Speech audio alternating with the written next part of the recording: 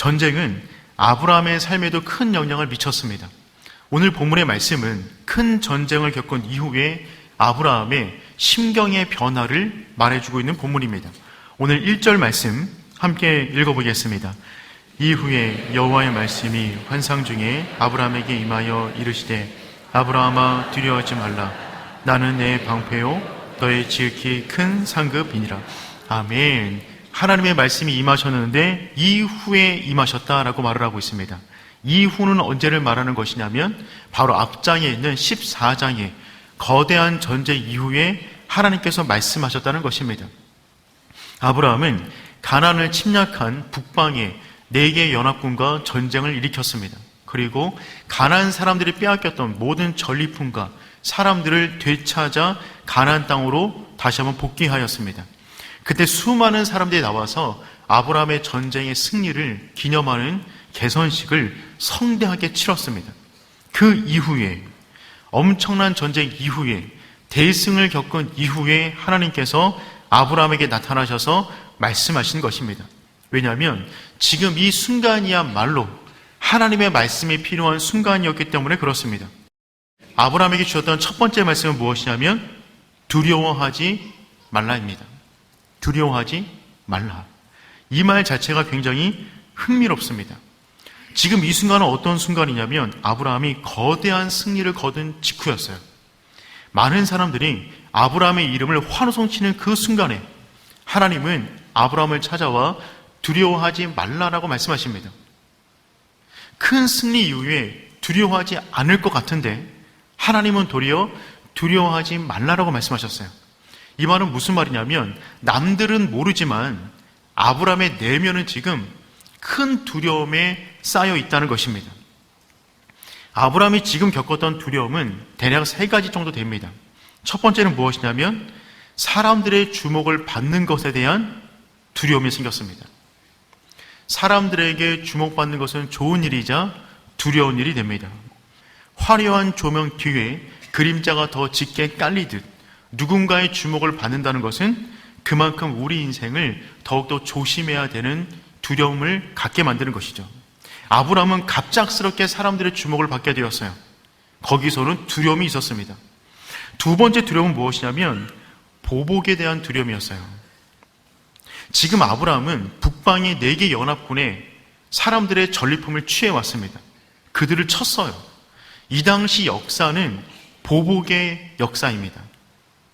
이 당시 모든 역사는 보복이 이루어졌던 역사들입니다. 누군가 나의 가족을 건들면 나는 가만히 있으면 안 되는 시대였어요. 왜냐하면 그 순간에 내가 잠잠하면 나 역시 위기를 겪을 때 누군가 나를 지켜주지 않기 때문에 누군가 내 가족을 건들면 반드시 보복을 해야만 하는 것입니다. 지금 북방의 4개 연합군의 왕들은 자존심이 상했어요. 크게 무너졌어요. 그러니 언제 쳐들어와도 이상하지 않은 상황이 된 것입니다. 아브라함은 한순간에 북방 왕들의 표적이 되었습니다. 그 두려움이 그 안에 있는 것이죠. 세 번째 두려움, 이 두려움이 가장 큰 두려움이었는데 그 두려움은 무엇이냐면 내 인생이 허무하게 끝날 수도 있겠다라는 두려움이 생겼습니다. 아브라함은 지금 직전에 수많은 사람들이 죽어가는 현장 가운데 있었습니다. 그 전쟁을 주도해서요. 수많은 사람들이 의미 없이 죽어가는 것처럼 보이는 그 현장 가운데 아브라함은 이런 마음이 들었을 것입니다. 내 인생 역시 언젠가 이렇게 허무하게 죽을 수도 있겠다. 큰 전쟁을 경험한 사람들은 인생의 허무함을 더욱 크게 느끼는 것이죠. 아직 아브라함은 하나님께 받은 약속을 보지 못했어요. 하나님께서 말씀하셨습니다. 자녀를 줄 것이다. 큰 민족을 이루게 할 것이다. 그런데 자기의 상황을 보니까 상황이 점점 더 어려워지고 있는데 내 삶 가운데 이루어진 것은 아무것도 없는 것입니다. 그러니 내 인생이 이러다가 한순간에 끝날 수도 있겠다라고 하는 두려움이 아브라함 가운데 찾아온 것입니다. 그 순간에 하나님은 아브라함 안에 있는 남들은 환호성 치고 있지만 아브라함 속에 크게 자리 잡은 이 두려움을 아셔서 그에게 찾아와 말씀하시는 것입니다. 두려워하지 말라. 아브라함의 인생이나 우리 인생이나 우리 삶에는 두려워할 만한 일들이 가득 차 있습니다. 아브라함의 삶은 모든 순간이 두려움의 순간이었어요. 편안하게 고향에서 잘 살고 있었습니다. 하나님께서 75세에 찾아오셔서 고향을 떠나라고 말씀하십니다. 그 순간에 얼마나 두려웠을까요? 가나안 땅에 들어가서요, 기근이 찾아왔습니다. 그 순간에 얼마나 두려웠을까요? 두려워서 애굽으로 피했습니다. 애굽에 갔더니 아내가 너무 예뻐서 두려웠습니다. 너무 많은 재물을 얻어서 두려웠어요. 그 재물 때문에 롯과 헤어질 때 두려웠습니다. 큰 전쟁 이후에 남들은 환호성을 치고 있지만 지금 이 순간에도 두려움에 떨고 있는 것입니다. 여러분, 그렇습니다. 타락한 인간은 모든 상황에 대하여 두려움을 느낄 수밖에 없어요. 타락한 인간의 감정은 그 사람의 말을 듣지 않습니다. 내가 내 감정과 내 생각을 통제할 수 없어요. 그게 타락한 인간의 모습입니다. 인간이 타락하자마자 하나님을 향하여 맨 처음 가졌던 감정은 두려움이었어요. 그 전에는 너무나 사랑하는 분이었는데 타락한 아담은 하나님이 두려워 숨습니다. 그러니 가장 선하고 아름다운 분을 보더라도 우리는 두려움에 쌓일 수밖에 없는 것이죠. 사랑하는 성도 여러분, 두려워하지 말라. 이 음성이 여러분을 향한 하나님의 말씀 되기를 축복합니다. 그렇다면 우리는 왜 두려움이 많은 이 세상 속에서도 두려워하지 않는 인생을 살아갈 수 있을까요? 그 이유를 두 번째 말씀에서 말씀해 주세요. 하나님의 두 번째 말씀은 무엇이냐면 내가 너의 방패다. 내가 너의 방패다. 우리 1절 말씀 다시 한번 읽도록 하겠습니다. 이후에 여호와의 말씀이 환상 중에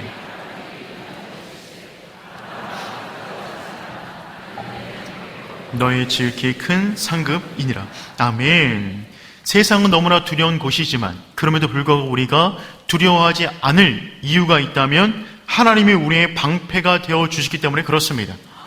우리가 왜 이 땅이 두렵냐면 우리 삶의 문제가 어디서 터질지 모르기 때문에 두려운 것입니다. 건강하게 호흡하고 있다가도 호흡이 멈출 수 있기 때문에 두려운 것입니다. 그런데 방패는 무엇이냐면 하나님께서 우리의 방패가 되어 주셔서 우리의 모든 어려움을 막아 주시겠다는 것입니다. 하나님의 방패가 우리를 둘러 진치고 있으면 적들은 우리를 건들지 못하는 것이죠. 시편 91편이 이 부분을 너무나 잘 묘사해 주고 있어요. 시편 91편 4절 말씀 우리 함께 읽어보겠습니다. 그가 너를 그의 깃으로 덮으시리니 그가 그의 날개 아래 피하리로다. 그의 진실함은 방패와 손방패가 되시나니. 아멘. 하나님이 우리를 덮어주시는데 이 덮다라고는 이 말은 성막을 덮을 때, 그 장막을 표현할 때 이 덮다라는 표현이 쓰여졌어요. 마치 성막을 덮듯이 하나님의 은혜가 우리 가운데 덮어진다는 것입니다. 덮어지는 것을 방패로 표현했는데 본문에 보면 방패를 두 가지를 썼어요. 앞에 나오는 방패는 머리부터 발끝까지 보호하는 전신 방패예요. 큰 방패입니다. 하나님이 우리를 머리부터 발끝까지 모든 것을 막아주신다고 합니다. 그런데 어느 순간에 한 화살이 뚫고 들어오는 거예요. 옆으로 들어오는 거예요. 그때 또 하나의 방패가 있다고 말해주고 있습니다. 그것은 손방패예요. 민첩하게 큰 방패를 뚫고 들어오는 그 여러 적들의 화살을 작은 방패가 민첩하게 막아주신답니다. 하나님이 우리를 보호하시는 방패가 이중 방패가 된다는 것이죠. 그러니 하나님이 우리의 방패가 되어 주시면 우리는 이 땅 가운데 불안할 요소가 많이 있지만 그럼에도 불구하고 담대하게 살아가게 되는 줄 믿습니다. 성도 여러분, 그 하나님의 품 안으로 숨으시는 하나님의 자녀 되기를 축복합니다. 세 번째 하나님의 말씀은 무엇이냐면 너의 지극히 큰 상급이다. 내가 너의 지극히 큰 상급이다 라는 말씀을 주시고 있습니다. 내가 너의 큰 상급이다 라는 말은 무슨 말이냐면 너가 수고하여 받을 모든 것을 하나님이 내가 공급해 준다 라는 의미가 됩니다. 우리가 이 땅 가운데 받는 그 상급은 그 모든 것이 하나님으로부터 주어진다는 것입니다. 아브라함은 조금 전 전쟁을 통하여 엄청난 전리품을 얻었는데 소돔 왕이 상급을 주는 것처럼 말을 했어요. 그 모든 물질을 너가 가져라. 그때 아브라함은 당신이 제안한 것 가운데 실오라기 하나로도 내가 취하지 않겠습니다. 그 모든 상급을 거부했어요. 세상의 모든 상급을 거부하자 하나님이 나타나셔서 하신 말씀이 무엇이냐면 내가 너의 지극히 큰 상급이 되어줄게. 너가 세상을 내려놓았으니 내가 너의 상급이다. 내가 너의 인생을 지켜줄 것이다 라고 하는 축복의 말씀을 주시는 것입니다. 여러분, 그렇습니다. 하나님이 우리의 지극히 큰 상급이 되는 줄 믿습니다. 아브라함은 하나님의 이 말씀에 대하여 어떻게 반응하냐면 까칠하게 반응합니다. 볼멘소를 내고 있어요. 2절 말씀 우리 함께 보겠습니다. 아브라함이 이르되 주 여호와여 무엇을 내게 주시려 하나이까? 나는 자식이 없사오니 나의 상속자는 이 다메섹 사람 엘리에셀이니이다. 아브라함은 하나님의 엄청난 세 가지 말씀을 들었음에도 불구하고 그 마음이 이미 토라져 있습니다. 하나님께 속마음을 말하고 있는 거예요. 주 여호와여 내게 무엇을 주시려 하나이까? 주신 것이 아무것도 없잖아요. 말씀만 있는 건 아닙니까? 나는 자식이 없사오니 나에게 자식을 안 주니까 나의 상속자를 이 다메섹 사람 엘리에셀 이 사람으로 나의 상속자를 삼겠습니다. 하나님 말씀하셨어요. 두려워하지 말라. 아브라함은 속으로 이렇게 말하는 것입니다. 내가 두려워하는 이유를 알고 있지 않습니까? 약속하신 자녀를 주지 않으니 내 마음이 두려운 것 아니겠어요? 내가 너의 큰 상급이다.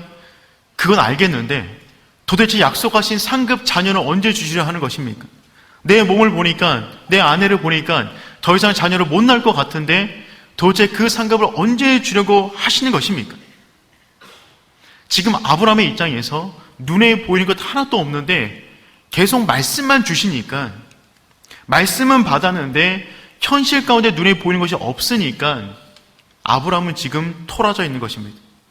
그의 속이 새카맣게 타들어가고 있어요. 그래서 그는 마치 하나님을 도와드리듯 엘리에셀을 나의 상속자로 삼겠습니다. 그래서 하나님께서 말씀하신 그것들을 엘리에셀을 통하여 이루겠습니다. 지금 이 말을 하고 있는 것입니다. 우리 3절 말씀 읽어보겠습니다. 아브라함이 또 이르되 주께서 내게 씨를 주시지 아니하셨으니 내 집에서 길린 자가 내 상속자가 될 것이니라. 아브라함은 그렇게 말하는 겁니다. 하나님께서 주시지 않았잖아요. 그러니까 내 집에서 길린 종 가운데 엘리에셀을 나의 상속자로 삼겠습니다. 이것은 당시의 문화적인 형태였습니다. 보편적인 것이었어요. 자녀가 없는 경우에 믿을 만한 종을 상속자로, 대리자로 참는 것입니다. 일종의 하나님을 향한 푸념인 것이죠. 아브라함은 지금 마음이 너무 힘듭니다. 이 마음을 알고 있었던 하나님이 찾아오셔서 단호하게 말씀하십니다. 4절 말씀 우리 함께 읽어보겠습니다.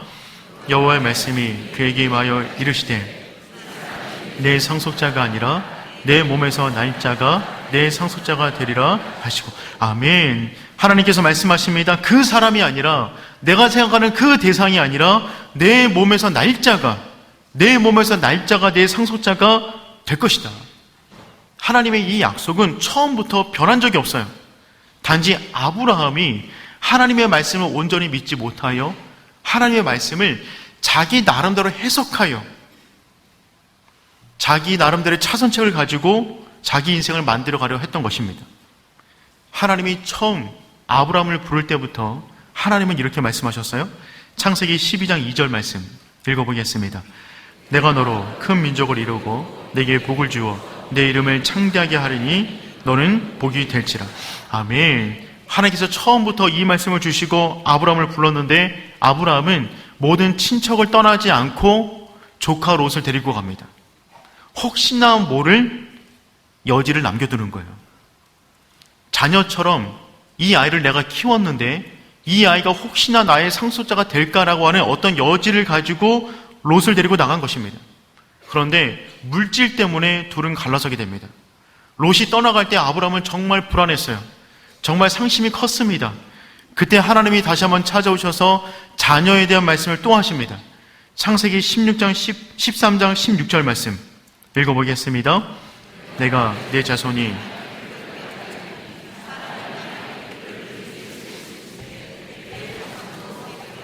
아멘. 하나님이 다시 한번 상심한 아브라함에게 말씀하시는 것입니다.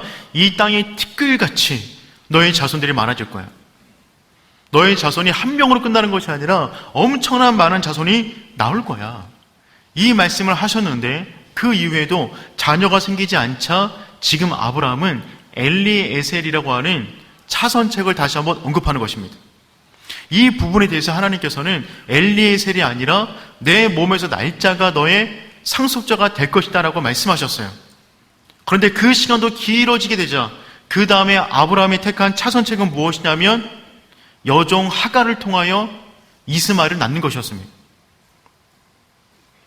어쨌든 내 몸에서 나온 거잖아요. 그러니 아브라함은 끊임없이 본인이 쓸 수 있는 카드를 꺼내고 있는 것입니다.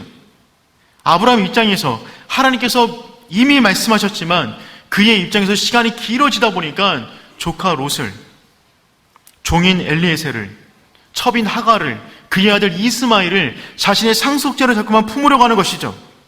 그러면 그럴수록 하나님이 약속하신 그때는 점점 늦어지게 되는 것입니다. 성도 여러분, 하나님은 지금도 우리를 참아주고 계세요. 더 성장하기까지 우리가 온전히 하나님의 말씀을 내 인생을 향한 유일한 방법으로, 대안으로 품을 수 있을 때까지 하나님은 우리를 참고 계십니다. 5절 말씀 우리 함께 읽어보겠습니다. 그를 이끌고 밖으로 나가 이르시되 하늘을 우러러 무뼈를 셀 수 있나 보라. 또 그에게 이르시되 내 자손이 이와 같으리라. 아멘. 고개를 떨구고 있는 아브라함, 그를 데리고 밖으로 나가십니다. 그리고 밤 하늘을 보라고 말씀하십니다. 무뼈를 바라봐라. 이 하늘을 좀 바라봐. 하늘을 바라봐 라고 할 때 쓰였던 이 단어가 하베트 나라고 하는 단어인데요, 하베트는 바라보다, 나라고 하는 것은 제발이란 뜻입니다. 제발. 일전에도 한번 이 단어를 설명시켜 드린 적이 있습니다. 이 단어는 성경가운데 단 4번만 등장합니다. 제발. 하나님이 인간에게 제발이라고 말할 만한 일이 뭐가 있겠어요? 명령하시면 되는데, 그런데 제발 하늘을 좀 바라봐. 이 별들을 바라봐. 내가 이 별들을 창조했어. 너의 인생 가운데 자녀가 없을 것 같지만 나는 이 모든 것을 창조했기 때문에 너에게도 이처럼 많은 자녀를 안겨줄 수가 있단다. 제발 하늘을 바라보고 너의 안에 큰 믿음이 있었으면 좋겠다 라고 지금 하나님이 아브라함을 설득해 나가시는 것입니다. 이때 아브라함의 반응이 중요해요. 이때 큰 전쟁 이후에 믿음이 흔들리는 그 순간에 다시 한번 아브라함은 믿음을 붙잡습니다. 그 순간에 믿음을 사용하기로 다짐합니다. 6절 말씀 읽어보겠습니다. 아브라함이 여호와를 믿으니 여호와께서 이를 그의 의로 여기시고. 아멘. 아브라함이 여호와를 믿으니, 여기 말하는 믿음은 앞에 나왔던 믿음하고 완전히 다른 믿음이 되는 거예요. 여기서 말하는 믿음이라는 이 단어는 성경의 첫 번째로 등장하는 단어인데 이 단어의 히브리어가 아만입니다. 이 아만에서 아멘이 나왔어요. 아멘, 믿으니, 이 말은 어떤 뜻이냐면 생각의 개념을 뛰어넘어 행동으로 옮기는 의미가 있어요. 믿는 사람은 움직입니다. 믿는 사람은 행동합니다. 그러니 지금 여기서 믿으니, 이 말은 무슨 말이냐면 그 말씀 위를 걸어갑니다. 그 말씀대로 이끌림 받겠습니다 라고 하는 고백을 드리고 있는 거예요. 지금도 여전히 눈에 보이는 것은 없어요. 그런데 이제는 내가 그 말씀 붙잡고 움직이겠습니다 라고 하는 믿음의 고백을 드리고 있는 것입니다. 그래서 이 믿음을 종종 설명할 때 약속 어음에 비유합니다. 거래를 하는 방식이 현찰로 하는 방식이 있어요. 현찰로 하는 방식은요, 대상을 가리지 않습니다. 그냥 돈을 가지고 오면 거래가 성사가 되는 거예요. 그런데 약속 어음으로 하는 거래들이 있어요. 지금 당장 현찰이 없어요. 그런데 약속 어음을 가지고 오면 그때 중요한 것은 거래하는 사람 간의 믿음이 중요해요. 신뢰가 중요해요. 지금 보이지 않지만 그 신뢰를 기반으로 약속 어음을 내는 것입니다. 하나님의 약속은 현찰보다는 약속 어음의 개념이 있어요. 그래서 내가 너에게 자녀를 주겠다라고 하는 이 약속은요, 25년이 걸린 약속어미였습니다. 25년이 걸렸어요. 내가 너에게 큰 민족을 주겠다라고 하는 이 약속은 애굽에 들어간 이후에 400년이 걸린 약속어미였습니다.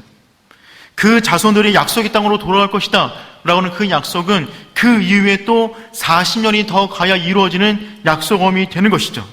근데 중요한 것은 무엇이냐면 하나님은 약속하셨다면 반드시 이루신다는 것입니다. 하나님은 한 번도 늦은 적이 없으세요. 그래서 하나님의 때는 언제냐면 항상 제때입니다. 제때에, 가장 아름다운 때에 하나님의 역사가 이루어지는 줄 믿습니다. 사랑하는 성도 여러분, 아브라함은 큰 전쟁 이후 믿음이 흔들리는 그때에 다시 한번 믿음을 붙잡습니다. 믿음은 그때 쓰는 거예요. 위기 때 쓰는 것입니다. 흔들릴 때 사용하는 것입니다. 평상시는 믿음을 키우는 것이고 위기가 다가오면 그 믿음을 한 번 더 붙잡아 믿음 위에 믿음으로 올라가는 믿음의 사람이 되어야 될 줄 믿습니다. 그때 하나님은 아브라함을 향하여 의롭다라고 말씀하셨어요.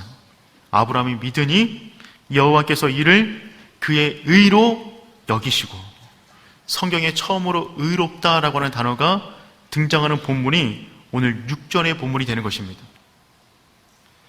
행위로 의롭다를 얻는 것이 아니에요. 아브라함은 행위로 움직일 때마다 넘어졌어요. 롯을 데리고 나올 때, 엘리에셀을 꺼내들 때, 하갈을 품을 때 항상 넘어졌어요. 그런데 지금 이 순간에 아무런 행함을 취하지도 않은 상태 가운데 오직 믿음으로 나아갈 때 하나님이 그를 의롭다라고 여겨주셨어요.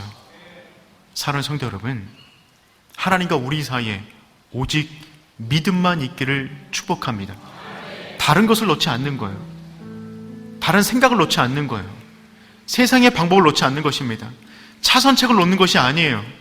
오직 믿음만 그 안에 두는 겁니다. 그때 하나님이 우리를 의롭다고 하세요. 그리고 하나님이 그 믿음에 걸맞는 놀라운 일을 우리 인생 가운데 펼쳐주시는 줄 믿습니다. 4월은 결혼의 계절이에요. 저도 어제 결혼식 2번 참석했는데 매주마다 참석해야 될 결혼식이 있더라고요. 너무 아름다운 계절입니다. 그런데 신혼부부를 볼 때마다 그런 생각이 들어요. 뭘 믿고 결혼하는 것인가?